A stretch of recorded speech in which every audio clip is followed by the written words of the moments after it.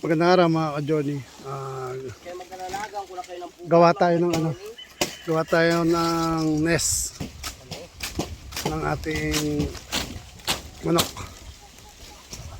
Pakita sa inyo ni Justin kung paano.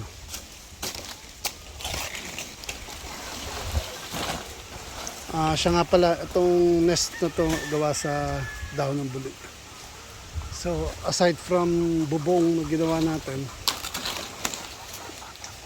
ginamit natin yung buli sa bubong, kakaroon din tayo ng nest. Ayan, kinuha ni Justin yung mga hibla.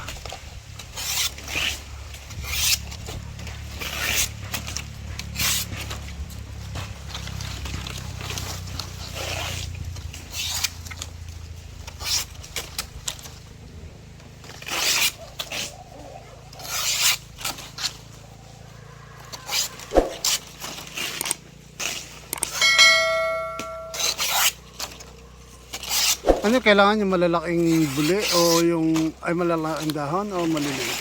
Pwede yung maliliit. Malaki. Yung malalaki. Malaking dahon, malaking pugad. So pwede rin yung maliit.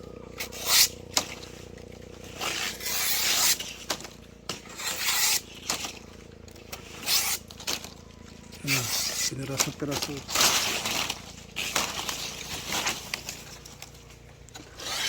Si Utoy din gumagawa. Ayaw kumuha ng kawayan, kaya gumawa rin.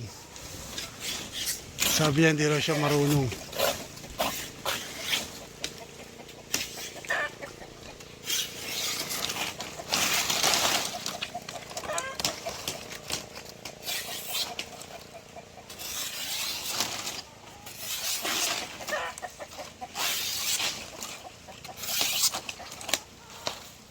Start now.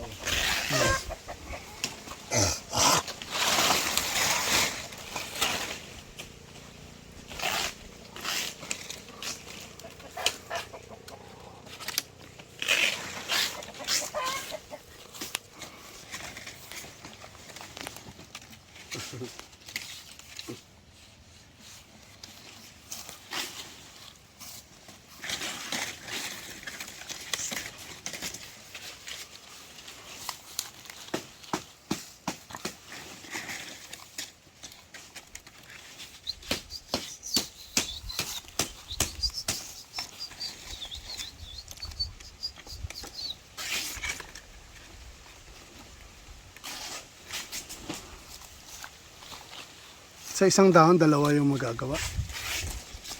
Hindi ko po alam kung ilan itong magagawa ito. Parang isa lang.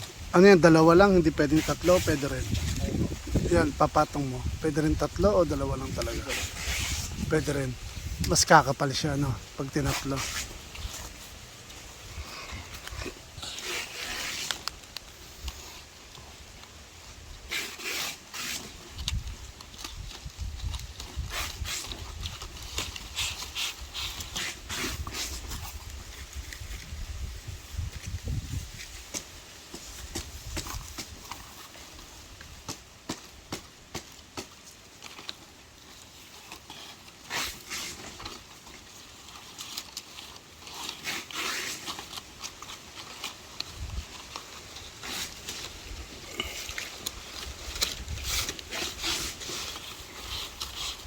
Para ka mag-hobby.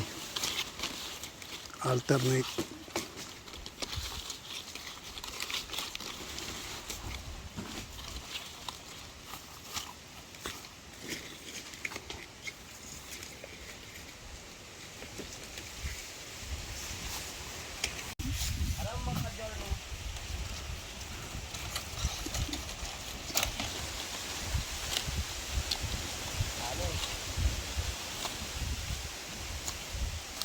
Sabi mo ito po, dalawang pugad. Ito isang buli.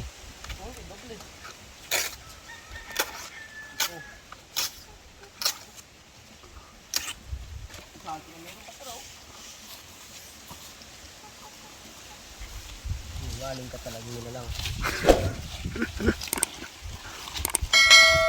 Ganyan ang hindi marunong. Mag-auna-una pang gumawa. Ayaw kumuha nga ng kawayan.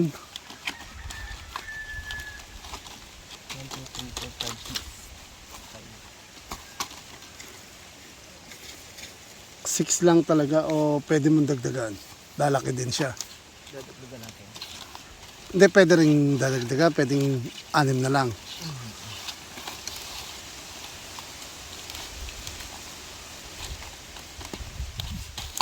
Dagdagan natin para marami. Isang buli, isang pugad. Di, di ba masyadong malaki o ano? Mas maganda. Hmm. Masyadong malaki. Mas maganda.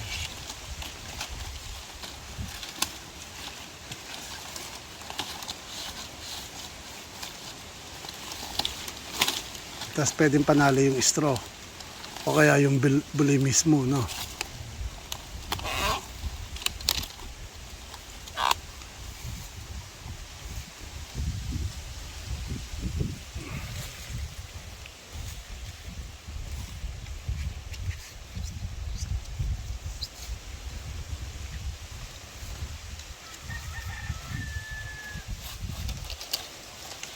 Kaya pag 6 dito, 6 din yung pag ganito. Pantay siya.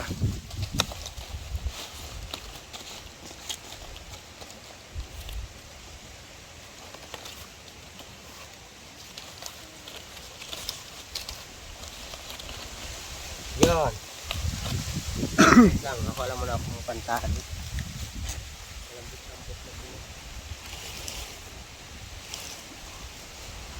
Magawa din. Oh. Kasi ayaw niyang kumuha ng kawayan. Kaya Lagyan na pati ako itlog. kumuha siya ng 3 lumabas. Oh, nagbigay na naman sila ng Egg. egg ngayong hapon. 3. May hapunan na ako.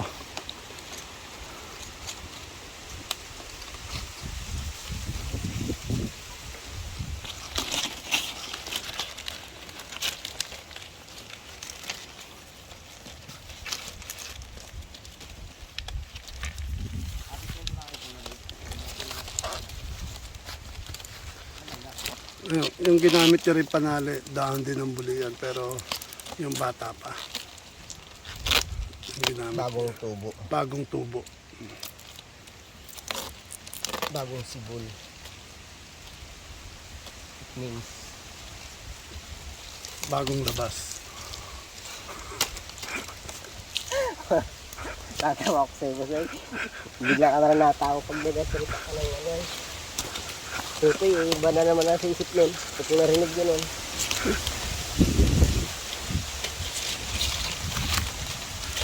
Yan. 2. Tatali lang.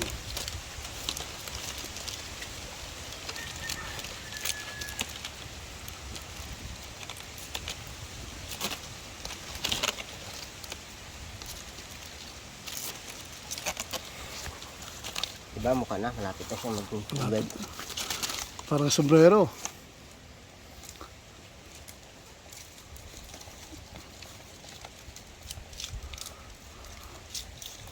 Pero kailangan hindi pa siya dry yung dahon, no?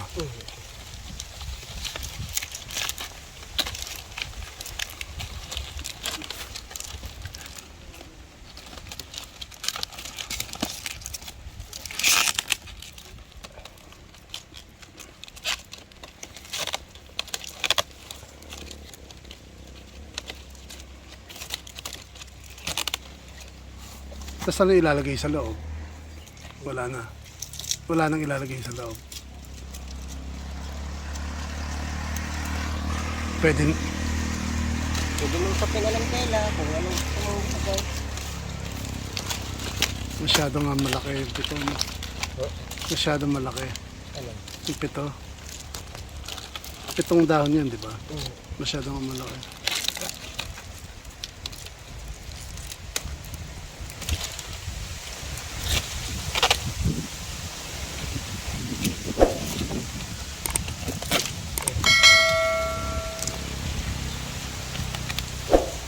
Birit ako.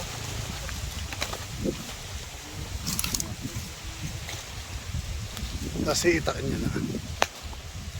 Yung excess. Yung hindi mga kailangan.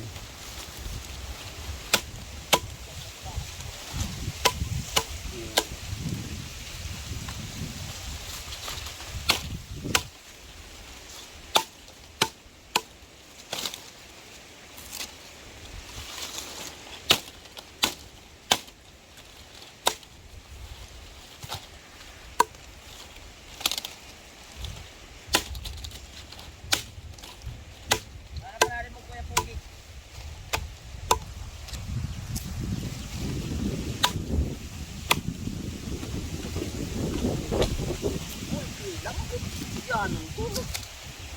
Yeah.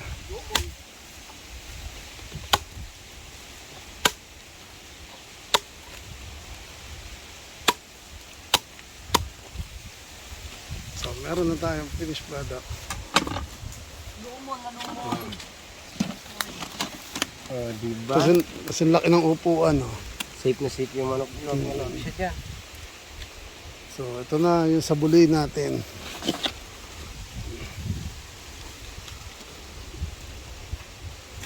So, may mga bagay na hindi na natin kailangan bilhin. Nasa paligid lang din natin yung mga materials. Dapat lang natin alam kung paano gagawin. So, kailangan lang natin maging resourceful at maging creative. So, pwede mas maliit. Tingin ko mas maganda mas maliit.